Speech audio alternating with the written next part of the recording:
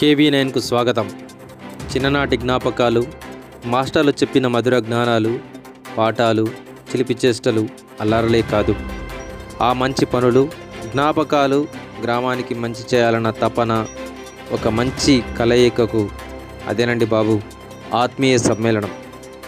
ఆర్మూర్ మండలం చేపూరు గ్రామంలో 32 సంవత్సరాల క్రిందట 10వ తరగతిని చదువుతున్నటువంటి క్లాస్మేట్లు ఒక దగ్గర చేరి ఆ పాత మధురాలను గుర్తు చేసుకున్నారు. తమ వంతుగా పాఠాలు చెప్పిన గురువులను, తాము చదివిన పాఠశాలను, గ్రామానికి జరుగుతున్న సేవలను పరిశీలించుకున్నారు. కెమెరామెన్ సాయితో ప్రసాద్, ఆర్మూర్.